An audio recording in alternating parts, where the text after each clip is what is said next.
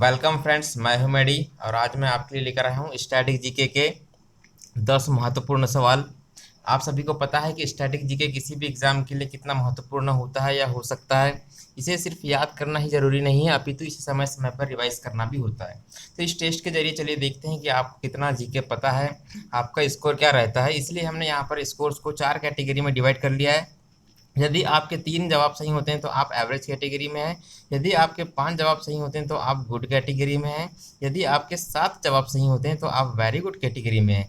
यदि आप 9 सवालों का सही जवाब दे देते हैं तो आप एक्सीलेंट कहे जाएंगे। इसका मतलब कि आपने जीके को बहुत अच्छी तरह से प्रिपेयर किया। तो आपको क्या काम करना है, एक पेन और एक पेपर अरेंज कर लीजिए। एक पेपर पर 1 से लेकर 10 तक के नंबरिंग कर दीजिए।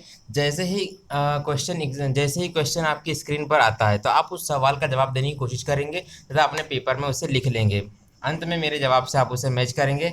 देखते हैं कि आपका स्कोर कितना रहता है, आप किस कैटेगरी में हैं, आपके जीके का लेवल क्या है। तो चलिए शुरू करते हैं।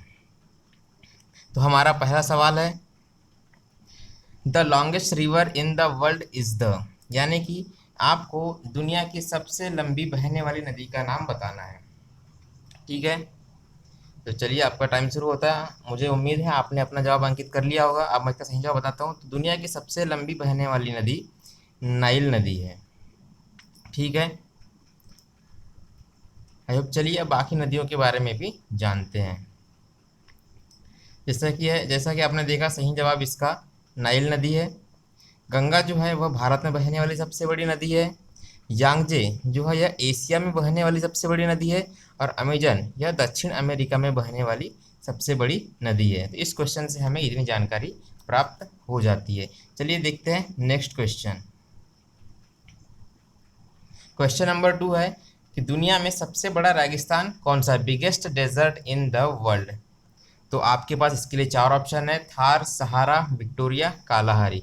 आपको सही जवाब अंकित करना है। आई होप कि आपने अब सही जवाब अंकित कर लिया होगा। तो इस सवाल का जो सही जवाब है वह है सहारा रेगिस्तान, यानी कि सहारा मरुस्थल। यह अफ्रीका कॉन्टिनेंट में है। चलिए, और जो ऑप्शन ए है थार, यह भारत का सबसे बड़ा मरुस्थल है। Victoria, the great Victoria range कहा जाता है इसे, यह ऑस्ट्रेलिया का सबसे बड़ा मरुस्थल है। और कालाहारी मरुस्थल यह भी अफ्रीका कॉन्टिनेंट में पाया जाता है। चलिए देखते हैं अगला सवाल। अगला सवाल है, which of this will have the highest speed of which of this will have the highest speed of sound, यानी कि इनमें से किस में साउंड की स्पीड सबसे ज़्यादा होती है। आई होप कि आपने अपना जवाब अंकित कर लिया होगा। चलिए देखते हैं कि इसका सही जवाब क्या है। तो इसका सही जवाब है एल्यूमिनियम। ठीक है, चलिए हम साउंड के बारे में थोड़ा सा समझ लेते हैं। साउंड को ट्रेवल करने के लिए किसी माध्यम की आवश्यकता होती है। माध्यम जितना सघन होगा, जितना डेंस होगा, साउंड की स्पीड उतनी ही अधिक होगी। क्योंकि एयर जो है यह विरल माध्यम है एल्यूमिनियम की अपेक्षा या आयरन की अपेक्षा। तो एयर में जो स्पीड होती है साउंड की वो होती है 332 मीटर पर सेकेंड। साउंड की स्पीड को हमेशा मीटर पर सेकेंड में ही अंकित किया जाता है। आपने देखा होगा हाइड्रोजन में साउंड की स्पीड होती है 1269 मीटर पर सेकेंड। आयरन में साउंड की स्पीड होती है 5130 मीटर पर सेकेंड। तो सबसे अधिक स्पीड इन चारों में से एल्यूमिनियम में 6420 मीटर पर सेकेंड होती है। और वैसे अगर देखा जाए कि किस ठोस में साउंड की स्पीड सबसे ज़्यादा होती है तो वो है ओस्मियम। ओस्मियम में साउंड की स्पीड सबसे अधिक होती है। आई होप कि यह सवाल आपको समझ में आ गया होगा। चलिए बढ़ते हैं अगले सवाल की तरफ। अगला सवाल है, which state has the highest production of tin, यानी कि इनमें से कौन सा स्टेट टीन का हाईएस्ट प्रोडक्शन करता है। ऑप्शन ए है छत्तीसगढ़, ऑप्शन बी मध्य प्रदेश, सी है झारखंड और डी है कर्नाटका। आई होप कि आपने अपना जवाब इस अंकित कर लिया होगा। चलिए देखते हैं कि इस सवाल का सही जवाब क्या है। तो इस सवाल का सही जवाब है छत्तीसगढ़। छत्तीसगढ़ राज्य के बस्तर इलाके में, बस्तर एक इलाका जहाँ पर नक्सली घटनाएं हमें कई बार सुनने को मिलती है। ठीक है, तो छत्तीसगढ़ के बस्तर में सबसे अधिक मात्रा में टी निकाला जाता है। मध्य प्रदेश जो है यह एकमात्र ऐसा प्रदेश है जहाँ पर डायमंड पाया जाता है। झारखंड कोल के लिए फेमस है और कर्नाटका गोल्ड के लिए।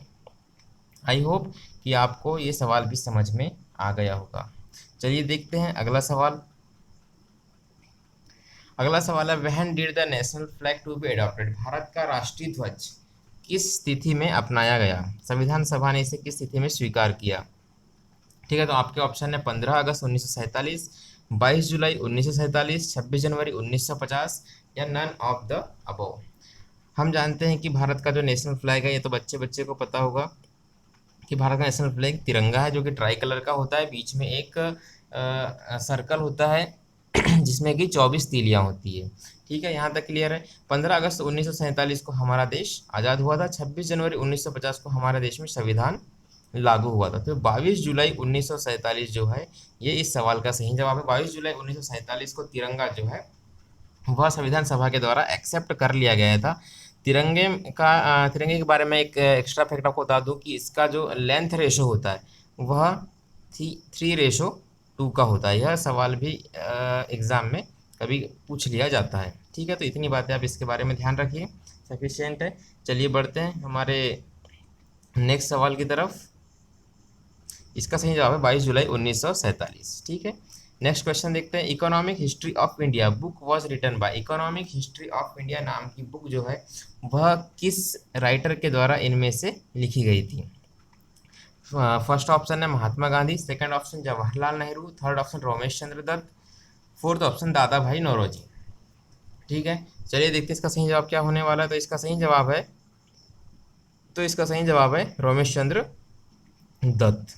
ठीक है, महात्मा गांधी के द्वारा जो बुक लिखी गई थी वह थी द एक्सपेरिमेंट विथ ट्रुथ, जो कि एग्जाम में पूछा जाता है। जवाहरलाल नेहरू के द्वारा लिखी गई बुक जो फेमस बुक थी वह डिस्कवरी ऑफ इंडिया तथा दादा भाई नौरोजी के द्वारा इंडिया के ऊपर जो बुक लिखी गई उसका नाम था the poverty and un British rule in India, जिसमें उन्होंने धन के निर्गम का सिद्धांत भी एक बताया था। ठीक है, और रमेश चंद्र दत्त जैसा कि आप जानते हैं इकोनॉमिक हिस्ट्री ऑफ इंडिया इनके द्वारा लिखी गई है। इस क्वेश्चन से हम इतनी बातें सीख सकते हैं। चलिए देखते हैं कि अगला क्वेश्चन क्या होने वाला है।